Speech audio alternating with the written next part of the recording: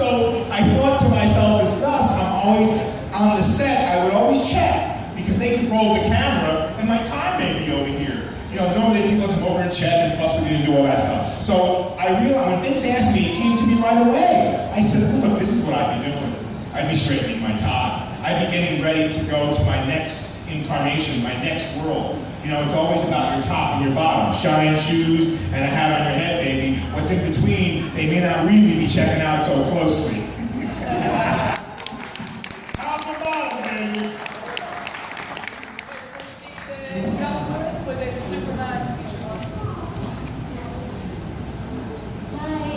Hi. Who's your favorite co-star in Breaking Bad? My favorite co-star would have to be Walter. I had such a great synchronicity with Walter. Brian Francis is a great actor. Give it up for Brian Francis. Brian, we love you.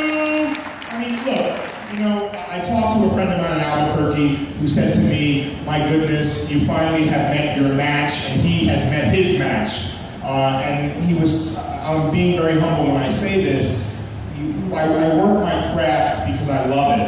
And I love engaging the words of great writing. I love the investigation of who I am now. As a character, I'm different people. I'm a different Tom Neville, I'm a different guy as Gus Fring. There are all these idiosyncrasies that goes with creating a character that I sort of feel deep inside me, because each one is so different. But my friend Richard said to me, he called me and he said, I said, I'm having a great ride. He said, you should be having a great ride. We're having a great ride watching two masters do what they do.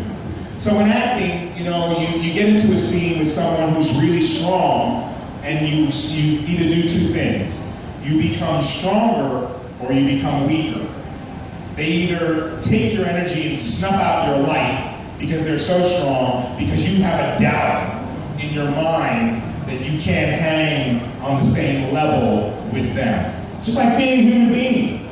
You know what I mean? Because you haven't found maybe where your root is. So Brian knew where his roots were, and I knew where my roots were.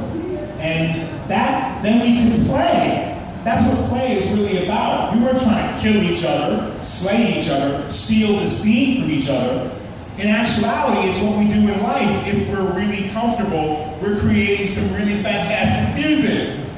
And so, it's what happened to me on Revolution with the guy who plays my son, who kept coming to me and wanting me to coach him. So I said, he's either trying to suffer me, because he wants to like sort of pretend that he needs help, so he can get my attention and pretend he needs help and then try to overtake me, or he really is interested in creating a great music. And I started to refer to this language of music and acting through Armin Mueller-Stahl in a movie I did called Night on Earth, because he was truly a musical actor and a musical human being in his poetry, in the way he delivered lines. So what we're trying to do in the work as actors is create this very beautiful music together. But you have to stand your ground. I didn't shrink to Brian, he didn't shrink to me. I didn't rise above him, he didn't rise above me, because we were both listening. And we both were so steeped in the characters and understood who the character was, that there was only music to be had. And that is also in life. Find your music. Find what resounds for you. And no amount of hysteria or tranquility in a conversation or an interaction can take you away from your music, because you know what that music is. You know what it is you want to express within the conversation. And then life becomes easier. I'm going to tell you something. Life, it's going to have its challenges, its ups and downs, all of those things, but it's not that deep. It's not that hard. Because you want to make choices about who you spend your time with. You want to make choices about the kind of attitude you have, because that's really all you can control. Because there's always going to be the driver who's late. There's always going to be the plane that's late. And you can take it personally, like everything's against you, because things stacked up in one day. The cab was late, the plane was late, it got delayed, you forgot your vitamins. You can focus on all that, and you're going to have a pretty bad day. Or you can focus on What's the good news? What did I learn because the cab was late? Well, I learned that I got my bag and I hopped on a train.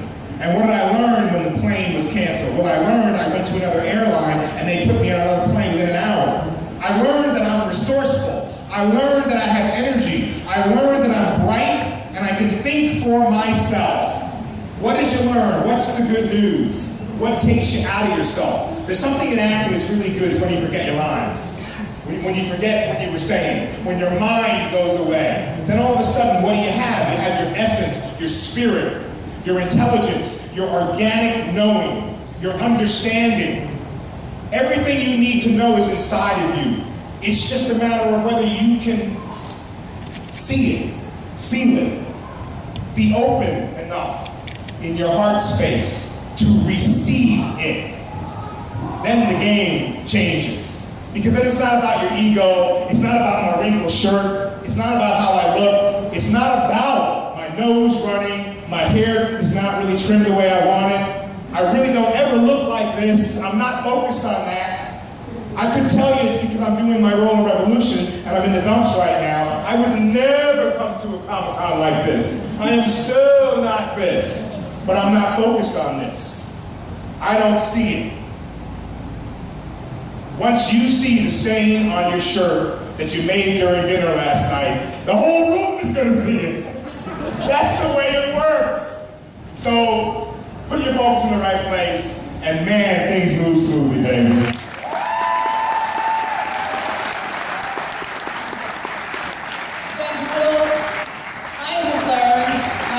You are articulate, you are passionate, and you have so many beautiful stories, and thank you for sharing it with us. I'm sorry we couldn't get around to all of the questions, but let me suggest, why don't you hook up, follow Giancarlo on Twitter? Yeah, you have Twitter. Yes, Right Hand Films. Yeah. If you have any questions, then go and follow him. Twitter, hashtag Gus, go there.